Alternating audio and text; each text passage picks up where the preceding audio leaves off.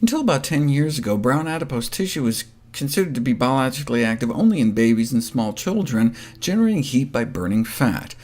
But there is now no doubt that active brown fat is present in adult humans, involved in cold-induced increases in whole-body calorie expenditure, and thereby the control of body temperature and how fat we are.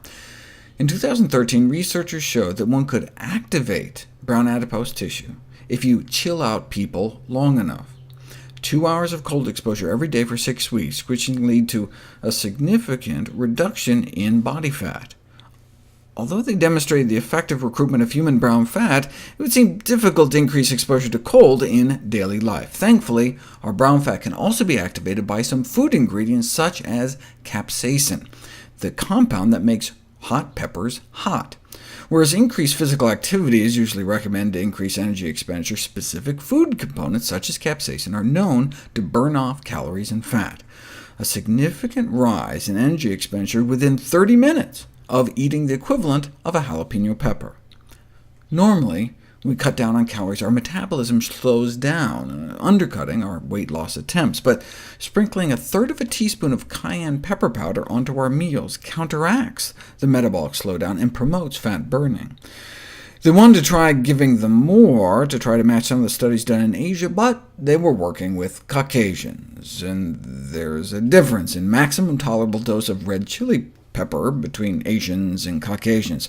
Take some Japanese women, you can boost the fat burned after a high-fat meal too, adding over a tablespoon of red pepper powder.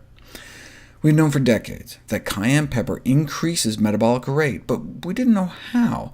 But now we have studies showing that this class of compounds increases energy expenditure in human individuals with brown fat, but not those without it, indicating that they increase expenditure straight off the bat.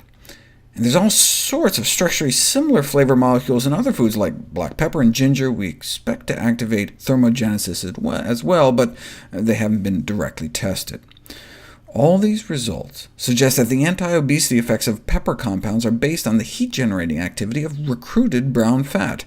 Thus, repeated ingestion can mimic the chronic effects of cold exposure without having to freeze ourselves.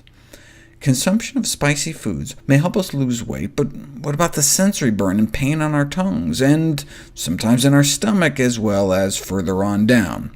So are our only two options for boosting brown fat to freeze our legs or burn our butts? Arginine-rich foods may also stimulate brown adipose tissue growth and development through a variety of mechanisms, which just means eating more soy foods, seeds, nuts, and beans.